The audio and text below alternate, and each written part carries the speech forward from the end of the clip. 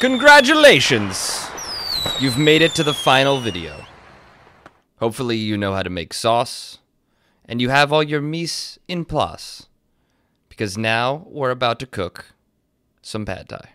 With Benjamin.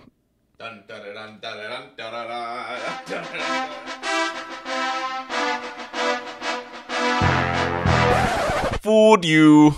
No pad thai yet. First, a word on equipment. The big thing to know is that you're doing this over high heat, right? Preferably, though, as hot as your stove gets. You need to have a pan that can handle something like this. If you use your non-stick that has a bunch of toxic fumes, it's not going to be very good. You're going to ruin your pan and you might die early. Ideally, you'd be using something like a seasoned wok or cast iron pan. I have the cast steel, which is a very light, nice version of that. It's my favorite pan. I highly recommend it. $35 on Amazon. Affiliate link in the description. You need a nice spatula and a set of tongs, right? Not the tongs that are like coated in rubber or something that are gonna melt on you or something. You know, you want something that, again, can handle high heat, right?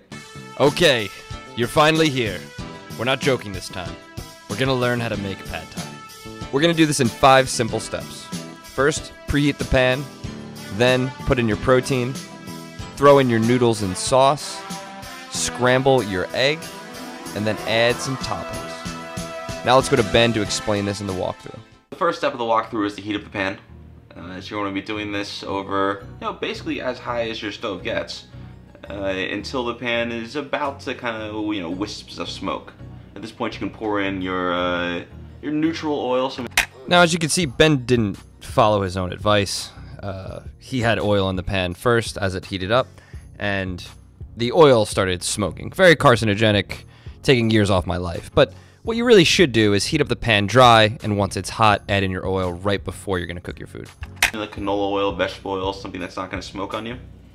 And turn on the ventilation system because it is going to get hot.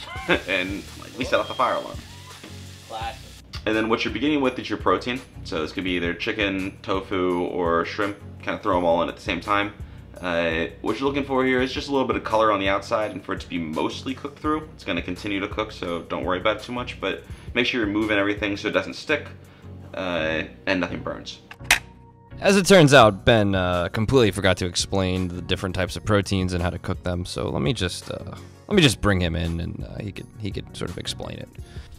So, there's 2 types of proteins, right? There's the ones that you can overcook easily, like shrimp and chicken breast, and you want to cook those first and take them out of the pan. But then there's the chicken thighs and tofu that you can cook the whole time and not worry about it. Whew. When it's mostly cooked through, you can add in 1 serving of noodles, about 1 bowlful, and then 4 to 6 spoonfuls of sauce. So at this point, now that you've added the sauce, you want to make sure you're really tossing things pretty quickly, because the sauce has sugar in it, has a propensity to burn.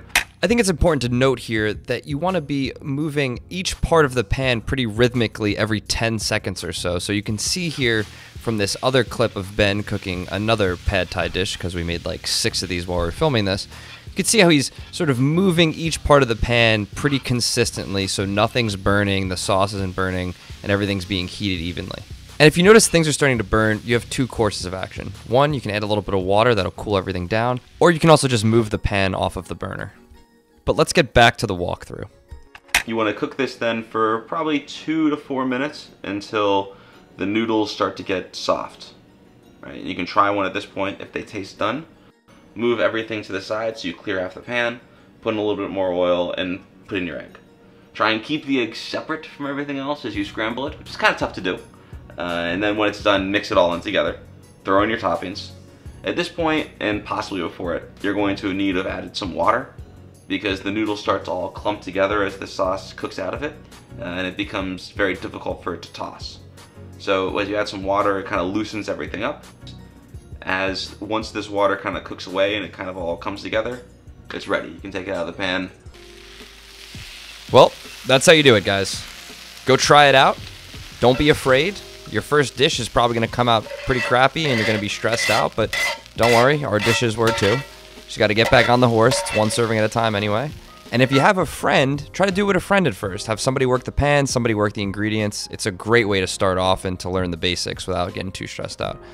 If you don't have any friends, you'll be fine. The last thing we want to leave you with is just some tips for dealing with the pan, because your hands and tongs will get very hot, and one of the ways to prevent this from happening is to make sure that your hands and tongs are not directly over the pan. You want to keep them to the side like we're showing here, and you can also tilt the pan slightly off of the burner so your hand and tongs are mostly in an area where the flame is not.